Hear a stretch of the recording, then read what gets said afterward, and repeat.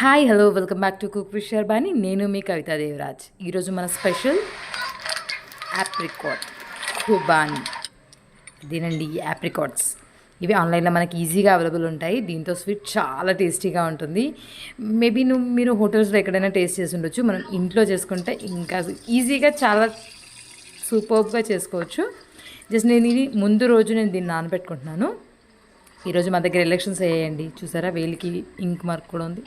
మీరు వేశారా? ఎవరికి వేశారో కామెంట్ చేసి చెప్పండి నాకు. ఓకేనా? ఇవి నానబెట్టేసుకుందాం. నెక్స్ట్ డే ప్రాసెస్ నేను నెక్స్ట్ చెప్తాను. ఈరోజు చూసారా, మొత్తం అన్నీ ఎలా ఏమంటారు బాల్స్లా అయిపోయాయి కదా. దీని మధ్యలో గింజ ఉంటుందండి. జస్ట్ ఇలా పీల్ చేసి చూడండి. జస్ట్ ఇట్లా ప్రెస్ చేస్తే వచ్చేస్తుంది. ఇలా అన్నీ సపరేట్ చేసేసి పెట్టుకోవాలి. ఈ గింజలు మనం పారేయాల్సిన అవసరం లేదండి. ఇందులో లోపల బాదాం ఉంటుంది, చాలా బాగుంటుంది. దాన్ని పక్కన పెట్టేసుకోండి. ఒక బౌల్లో వాటర్ వేసేసుకోండి. ఇది నేను 250 గ్రామ్స్ ఆప్రికాట్స్ తీసుకున్నాను. 150 గ్రామ్స్ ఆఫ్ షుగర్ తీసుకున్నాను అనమాట.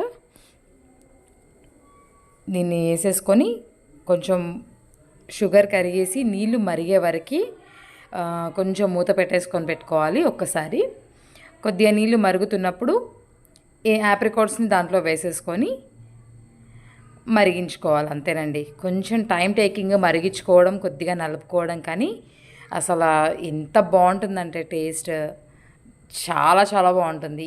ఈజీ ప్రాసెస్, బట్ కొంచెం టైం తీసుకుంటుంది. బికాస్ ఇది ఉడకడానికి మాత్రమే టైం తీసుకుంటుంది.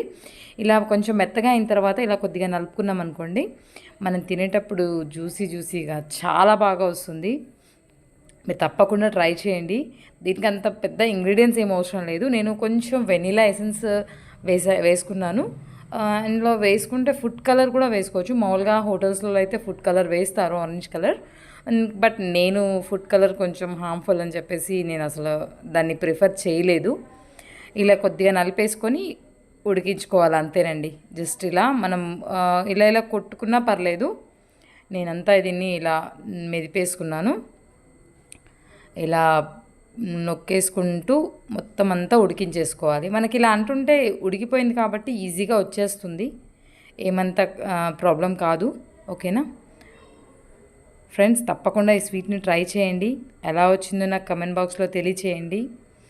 ఇలా కొట్టుకుంటూ నేను కలుపుకున్నాను. ఇప్పుడు మొత్తం అంతా వెళ్ళిపోయిందండి. కొంచెం ఇంకా కొద్దిగా ఉడకాలనిపించింది. అందుకని నేను ఇంకొంచెం దీంట్లో వాటర్ యాడ్ చేశాను. ఇప్పుడు చూసారా, వాటర్ యాడ్ చేసుకొని ఇలా కొట్టుకుంటూ చేసాను. మొత్తం అంతా పోయింది. వెనీలా ఎసెన్స్ తీసుకున్నాను నేను.